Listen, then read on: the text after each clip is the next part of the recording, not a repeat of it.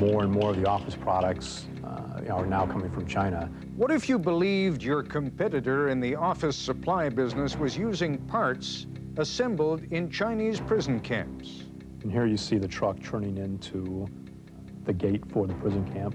If you're Peter Levy, you travel there and try to catch them on video. From that point, we followed the truck into the prison camp. The truck went into the camp with unassembled parts. The truck came out of the camp with assembled parts. Here we have, it's the truck pulling out. Today, Mr. Levy went to Washington with his evidence. Very few people would go into a store and purchase merchandise that was marked made in a Chinese prison. Tonight, one man's effort to stop American business from using Chinese prison labor.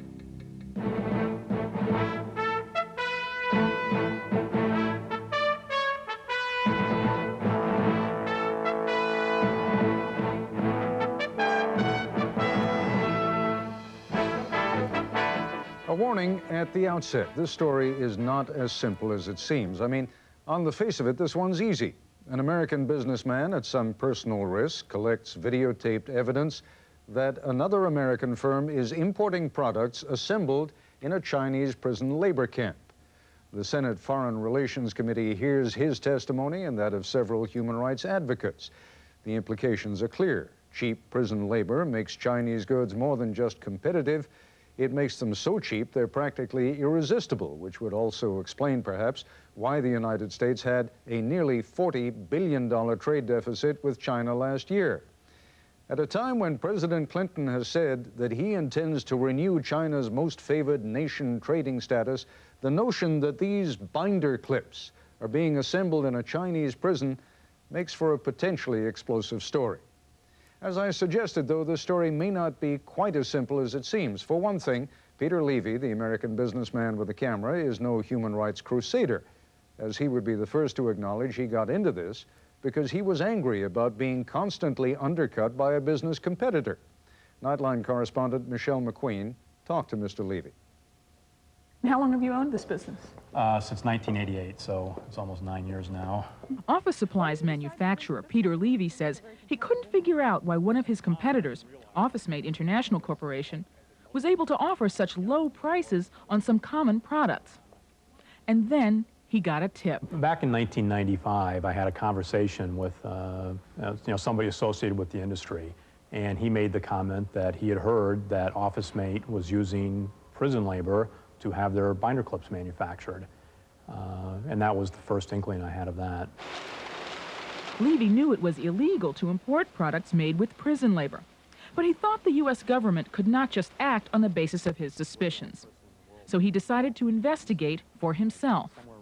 In March 1996, and again last week, Peter Levy traveled to Nanjing and photographed trucks traveling between OfficeMate's supplier, a sister company called Allied International Manufacturer Stationery Company, and what he later learned was a women's prison camp. Okay, we just left the factory, and now we're following it down the road. Last week, he took this videotape. We edited the tape at his request to obscure the identities of the people who helped him. What we found was we saw the truck, leaving the factory in Nanjing. We followed the truck to the camp. Along the way, we had a lucky break and the traffic stopped, and I was able to get on the truck and look into the truck and see that they were some unassembled binder clip parts. And over here, you have the black bodies, which are unassembled. And you can make that out pretty well, too. And then when they get to the camp, they're going to put the handles in and then return them back. From that point, we followed the truck into the prison camp, waited there for a couple hours, saw the truck come back out of the camp. And the truck has loaded, and it's turning back out onto the main road. And there you can see the sign on the door. See that again, and we're off. Started to follow it back on its way to the factory, where again it stopped. We were able to get into the truck or look into the truck and determine that they were assembled binder clip parts, and then followed it back to the factory. Levy never photographed the assembled binder clips coming out of the prison because, he says, he was too scared. But he insists that he saw them. What I saw was unassembled binder clips leave a factory in China, go to a prison camp, and come back assembled. Actually, they were different colors and sizes than the unassembled parts he saw going into the prison, suggesting that the assembly work was not a one-time event. Well, I mean, frankly, like I said before, they're breaking the law in the United States. I think they have an unfair competitive advantage over us by using prison labor. In addition, I think, clearly, you cannot make a case for using prison labor from a human rights issue. Nightline made repeated requests for an interview with OfficeMate owner Peter Chen. A company lawyer was allowed to view the tape, but OfficeMate declined to make anyone available for an interview. But in written statements, OfficeMate Senior Vice President Shire Chafkin said the company is, quote, shocked and dismayed, end quote, by the allegations, that the company has suspended shipments from the Nanjing factory while top company officials investigate, that the company is opposed to the use of convict labor, and if it was used, OfficeMate was deceived by factory managers. But the company also confirmed that Mr. Chen is both the owner of OfficeMate and a major investor in the Nanjing company photographed by Peter Levy. Levy acknowledged that he cannot prove that any of the binder clips he believes were assembled by prisoners ever made their way from China to the U.S. U.S. officials said today they can't either. Has China allowed the export of prison-made materials into the United States? I don't believe we have any evidence that they have. In that sense, we believe they have lived up to the agreement. But major retailers who distribute OfficeMate products are concerned. A spokesman for Boise Cascade, which features OfficeMate in its catalog, told Nightline the company will investigate and said the company, quote, will not purchase products that are manufactured using forced labor or under conditions that we believe abuse human rights, end quote. Staples, another giant retailer, issued a similar statement. But one nagging question that remains unanswered is why a binder clip manufacturer should feel the need to do a James Bond imitation to protect his products from prison-made imports, especially when the U.S. and China have a 5-year-old agreement that was supposed to keep such products out of the U.S. Earlier today, the Senate Foreign Relations Committee asked that question. The logical question is China breaking U.S. law? What would be your answer? I don't think I could say that China is breaking U.S. law. I would say that there are facilities, we believe there are facilities that are, that may be exporting products of prison labor to the United States. That would be a violation of U.S. law. That would be a violation of Chinese law. We need Chinese cooperation in order to identify those facilities, and that cooperation, as I say, has not been what we would like. Administration officials said they are frustrated. Well, we have had instances where we've actually confirmed the production of products by prisoners in prisons, but in those instances, we have not been able to corroborate any evidence that those products had been exported to the United States. And so it's a tremendous challenge as far as U.S. Customs is concerned in order to meet the requirements of the statutes. But while government officials complain their hands are tied, human rights activist Harry Wu, who spent nearly 2 decades in Chinese forced labor camps, said millions of dollars worth of goods are pouring into the U.S., many made by people whose only crime is political dissent. My appearance today has only one purpose: to show that Chinese government has repeatedly lied about its efforts to stop the trade in Chinese, about the Chinese forced labor products. There can be no denying the facts.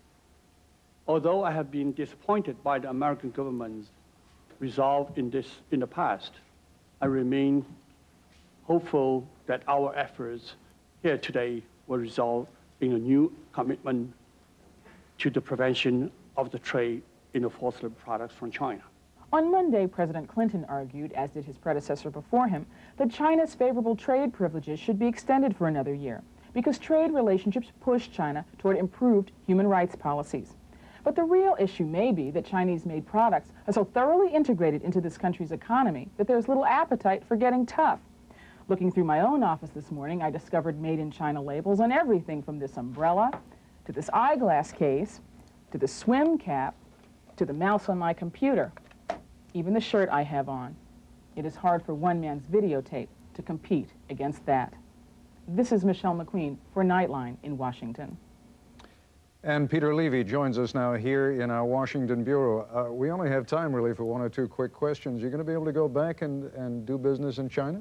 I hope so. I really don't think that I did anything that violated Chinese law when I was there. But I do understand there is some risk. I'll bet they don't agree with that assessment of yours. Well, I think we'll just have to wait and see how they react to that. I think, my dispute was really not with the Chinese government. It was more with one particular competitor that happens to be an American corporation. Let me ask you this. Is it possible in China, as you know it, for any industry to operate without government connivance or at least knowledge? Well, I think, clearly the Chinese government controls most of the industry in China, and I think, they have knowledge of most of the things that are going on there.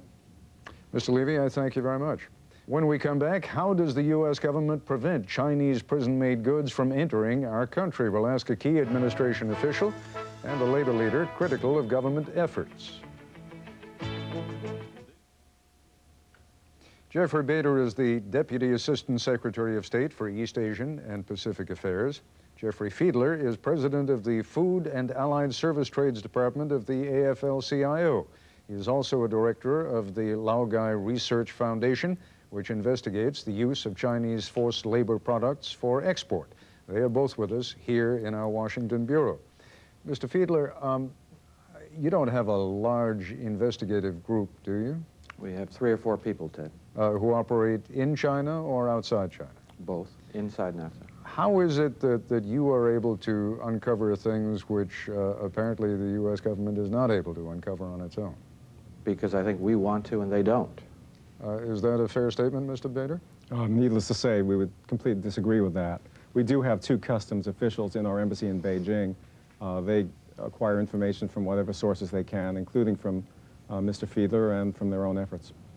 When you and I were chatting just before the program, you conceded to me that much, if not most of your information does indeed come from Harry Wu and I guess Mr. Fiedler also. Am I misstating? Harry Wu and Jeff Fiedler are very helpful in providing leads that our customs people pursue. That's right. If 3 or 4 of them can find as much as they have found, would it not be fair to infer that if the United States government were to make a more concerted effort and devote greater resources to it, that perhaps the U.S. government could actually uncover even more? Well, I think that the best way to find information, frankly, is through cooperation with the Chinese under our Memorandum of Understanding that we negotiated in 1992. That gives us the right to get reports from the Chinese and to visit facilities. We have only 2 people, as I say, stationed at our embassy who do this. They have other responsibilities as well, such as enforcing intellectual property rights agreements, textile agreements, so there are a number of other responsibilities that are competing. Mr. Fiedler, what do you think it is that constitutes the greatest injustice that is done here? Well, first of all, the agreement that Mr. Bader refers to is premised on the notion that the Chinese will provide information to the United States that shows their guilt. That's the fundamental and fatal flaw of that agreement. And so that's the injustice of diplomacy. The real injustice is the continuation of the flow of exports from forced labor camps in China. All right, so for example, let's take Mr. Levy's example and the folder clip that I was demonstrating there before. A, how do you prove that those folder clips that do in fact come into the United States, and I should point out that you and Harry Wu were also helpful to Mr. Levy after he initiated the investigation on his own. But how do you demonstrate that those folder clips which were assembled in the prison labor camp actually made their way into the United States? You have to do some further investigation, there's no question. And how do you do that? You talk to the people in that plant.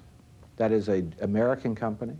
You check all the other sources of product that they have, all the other sources of production that they have. And if you have a reasonable evidence, then you say, this is it, and stop it. The owners of that company, Mr. Bader, are sort of taking the old Claude Rains line from Casablanca. They are shocked, they say. They are acting as though they haven't a clue. You now certainly have some compelling evidence to suggest that here is a product making its way, possibly, into the United States that was assembled in a labor camp. That would seem like a good clue for someone to follow up on.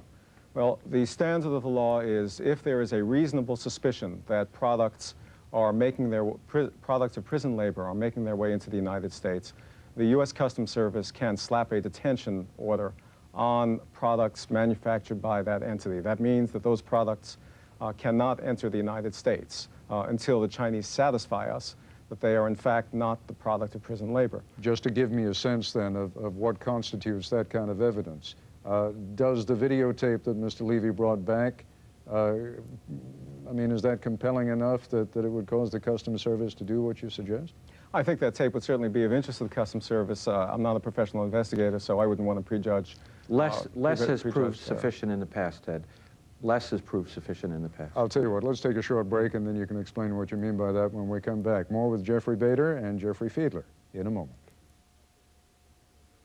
We're back with Deputy Assistant Secretary of State Jeffrey Bader and Jeffrey Fiedler of the AFL-CIO. Mr. Fiedler, you were saying a moment ago that less information, less evidence than has been provided by Mr. Levy's videotape has in the past been sufficient to do what? To put up a detention order, which is frankly just a piece of paper that the government uses to make everybody think that it's doing something on this.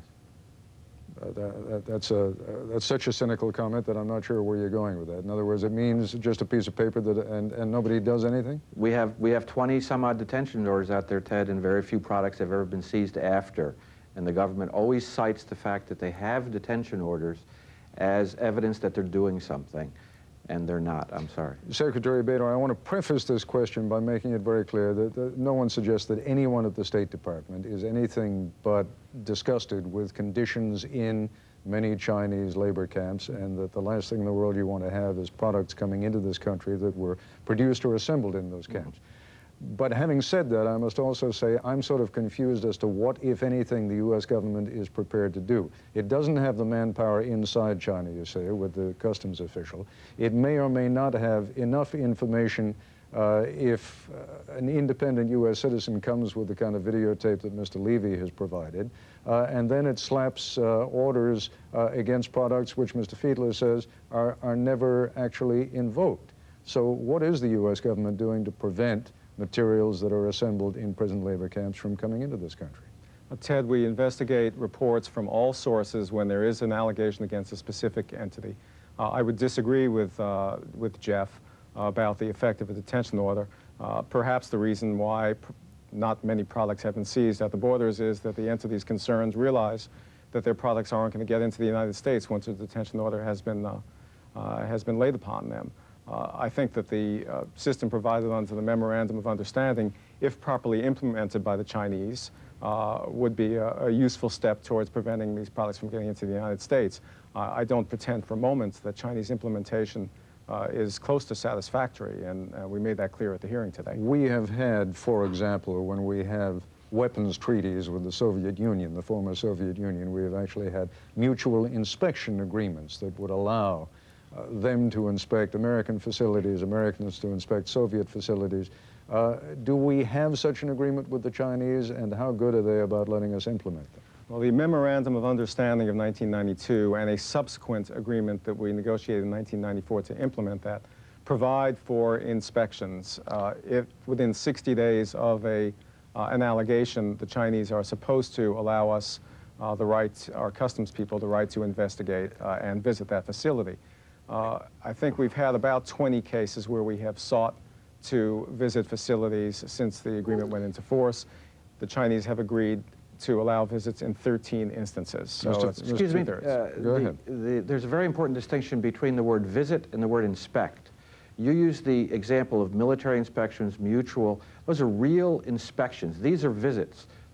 There's no such word in the agreements as inspect, and the Chinese have explicitly said that that's a violation of their sovereignty. You can visit when we want, and when they want means 4 years, 5 years after the U.S. has requested such a visit. I was actually going to ask Secretary Bader another question. Even 60 days after the fact, I would assume, for example, if you went to that folder clip factory 60 days from now, you wouldn't find any evidence linking it to that women's labor camp, wouldn't you? Well, as I said, Ted, U.S. Customs Service can place a detention order on the products of that plant.